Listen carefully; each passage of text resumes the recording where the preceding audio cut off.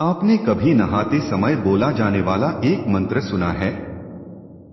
गंगे च यमुने चैव गोदावरी सरस्वती नर्मदे सिंधु कावेरी जलेस्मिन सन्निधि कुरु। इस श्लोक का अर्थ है, हे गंगा, यमुना, गोदावरी, सरस्वती, नर्मदा, सिंधु, कावेरी नदियों, मेरे स्नान के इस जल में आप सभी पधारिए और मुझे पवित्र कीजिए।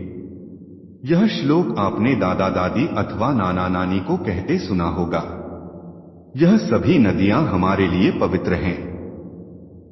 आज हम इनमें से एक वंदनीय गोदावरी नदी की कहानी सुनेंगे। भगवान शिवजी के 12 ज्योतिर्लिंग हमारी पवित्र भारत भूमि पर हैं।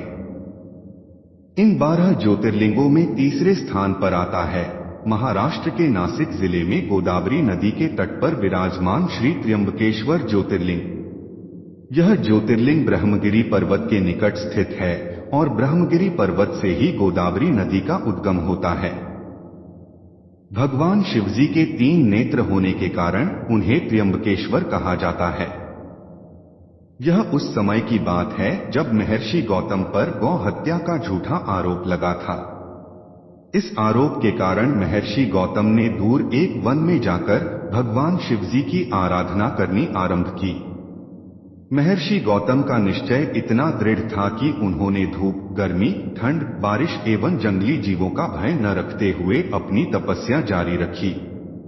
उन्होंने बड़ा कठोर तप किया। उनकी भक्ति और कठोर तपस्या के कारण वन का वह भाग जिसे उन्होंने अपनी तपोभूमि बनाया था वहां दिव्य तेज उत्पन्न हो गया। उनकी भक्ति से प्रसन्न होकर भगवान शिवजी ने उन्हें दर्शन दिए और मनोवांछित वर मांगने को कहा।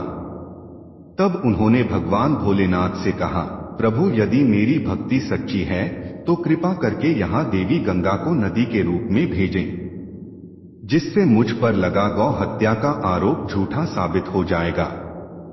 तब भगवान शिवजी ने कहा, हे ऋषि गौतम, देवी गंगा पहले से ही धरती पर विराजमान है और उन्हें वहां से यहां स्थानांतरित नहीं किया जा सकता, परंतु देवी गंगा के स्थान पर देवी गोदावरी यहां नदी के रूप में स्वयं विराजमान रहेंगी और उनकी उत्पत्ति ब्रह्मगिरी पर्वत से होगी। भगवान शिवजी के इतना बोलते ही ब्रह्मगिरी पर्वत से जल की अविरल धारा बहने लगी।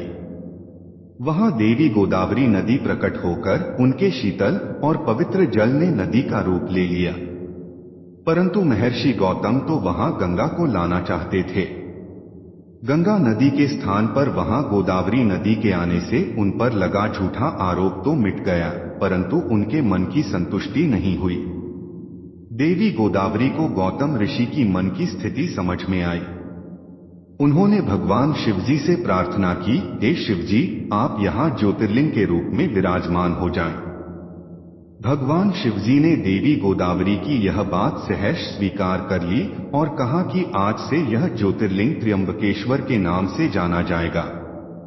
जो भी मनुष्य सच्चे मन और उचित भावना से गोदावरी नदी में स्नान करने के बाद इस ज्योतिर्लिंग के दर्शन करेगा, उसकी सभी इच्छाएं पूरी हो जाएंगी। इसलिए गोदावरी नदी मां गंगा के समान पवित्र है। ऋषि गौतम से संबंध जुड़ जाने के कारण गोदावरी नदी को गौतमी के नाम से भी जाना जाता है। इस नदी में स्नान करने से सारे पाप धुल जाते हैं, इसलिए इसको वृद्ध गंगा और प्राचीन गंगा के नाम से भी जाना जाता है। गोदावरी नदी भारत के 4 राज्य महाराष्ट्र, तेलंगाना, छत्तीसगढ़ और आंध्र प्रदेश में बहती है।